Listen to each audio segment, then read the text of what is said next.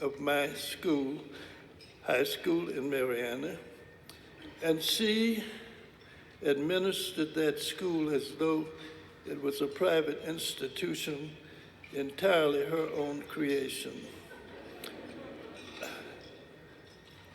The war was starting. The war was going on full force.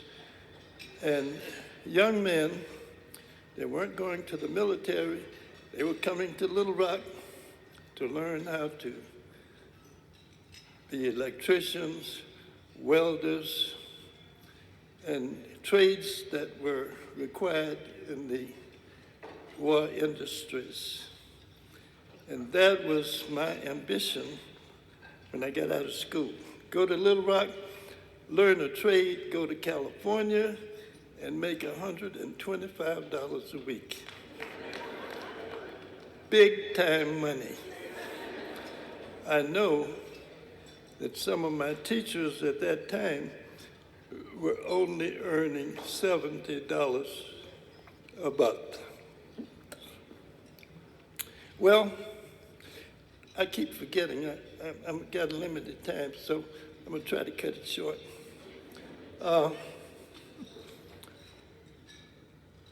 When I was telling my principal that that was my ambition, she said, no, you must go to college. I said, but I could be out in California making money. She said, listen, says, if you go to college, let's make a deal. You go to college for 1 year. If you don't like it, then quit and do something else. That had some appeal, so I did. I applied for Hampton. I didn't know. She had a special connection with Hampton, and there was no way they were going to turn me down. And when I got the admission slip, she already knew. One other student in my class went to Hampton with me. Now, at Hampton, this is where I first became involved with the Air Corps. I had built model planes when I was a kid, like a lot of kids did. But I'd never been close to an airplane, you know, and to think of flying one, the closest I ever came to thinking of flying an airplane was when I saw a Navy ad for enlistees to learn to fly and win gold wings. That had some appeal, but I didn't know that was not meant for me.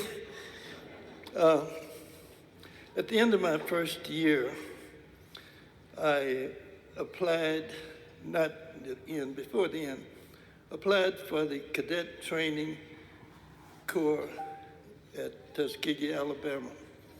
I passed all the tests, and eventually, after going through Keesler Field, Mississippi, eventually I ended up in Tuskegee. And my class, when it started, was 70 people. 70 people. And in primary, I had a wonderful instructor. Before I knew it, he told me to taxi out into the middle of the field, and he climbed out and said, now you take it around. I had second thoughts about that. But I did it, came back, made a landing. He told me to go back again. I went around again and came back, came over to the taxi. He said, tomorrow you will have an airplane of your own. Now, one of the things I think all aviation cadets thought about was when they were going to get out there and fly and do aerobatics. Snap rolls, slow rolls, over the whatever, chandelles. I couldn't wait. The next day, I got my airplane. They assigned me to an area over to in the Northeast. And I went over there, nobody around. Hey.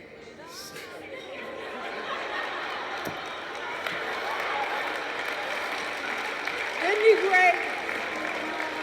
V for the double victory. And with that, I'm going to usher my daddy off the stage. There's a whole lot of other heroes back here waiting. Thank you. I'm going to take you off, daddy. Thank you.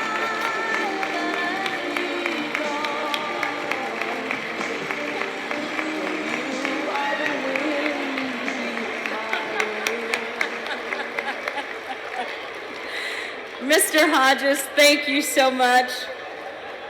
Thank you, thank you. We are so glad you stayed in college past the first year, and you know, there's nothing quite like family to come to you in your time of need.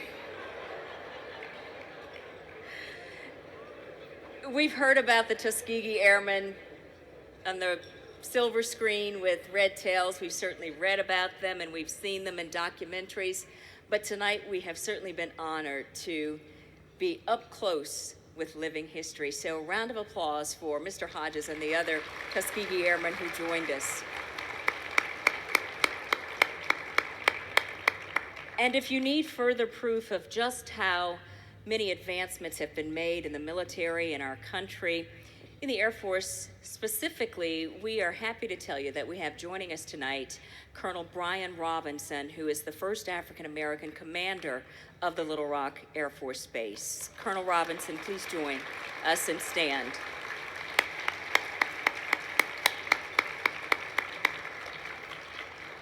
Thank you so